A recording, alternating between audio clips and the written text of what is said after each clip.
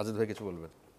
না, ভাই বলেছেন যে উনি সহানুভূতি আদায় করার চেষ্টা করেছেন, এটা ঠিক না। উনি সহানুভূতি আদায় করার চেষ্টা করেননি, আর ওনার যে কোনো সহানুভূতি নাই সেটা উনি নিজেও এই স্পষ্ট কথাটা কেন করেছেন। বললেন? উনি সহানুভূতি আদায় করার চেষ্টা করেননি, উনি জনগণকে সজাগ থাকতে বলেছেন। আচ্ছা। উনি ওনার বক্তব্যে বলেছেন যে আপনারা সাবধানে থাকবেন। আপনার যেই ষড়যন্ত্রগুলোর কথা উনি বলেছেন, কিছু দৃশ্যমান কিছু অদৃশ্য। দৃশ্যমান যেগুলো আছে সেটা উনি একটু আগে উল্লেখ করেছেন, মাসুদ কামাল ভাইও জানেন।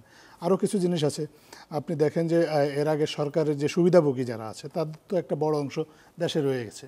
দেশে 12 লক্ষ সরকারি কর্মচারী রয়েছে, কর্মকর্তা কর্মচারী রয়েছে বিভিন্ন পর্যায়ে।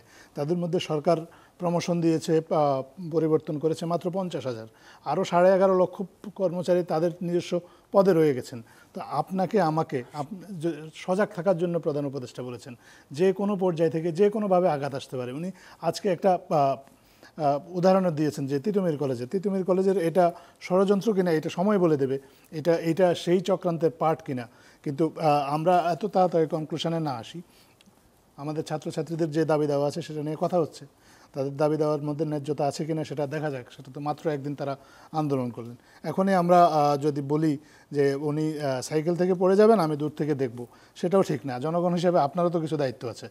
আপনি একজনকে সাইকেলে তুলে দিলেন, তারপর বললেন তুমি পড়ে গেলা, অতএব আমি দূর থেকে দেখে আমি বলবো যে যেহেতু তুই উঠছিস অতএব সাইকেল পড়ে গেলে ব্যথাটা শুধু তোরই লাগবে, আমার কোনো ব্যথা নাই। এটা তো এক ধরনের স্বার্থপর চিন্তা। আমি মনে করি না যে দেশের জনগণ যদি এই ধরনের স্বার্থপর আচরণ করে তাহলে সরকার তো অবশ্যই ভুগবে, সরকার পতনও হতে পারে, সাথে পাশাপাশি জনগণও কিন্তু ভুগবে। জনগণের যে ভোগান্তিটা এতদিন ছিল সেই ভোগান্তিটা আসলে কমবে না, সেটা আরও বাড়তে থাকবে।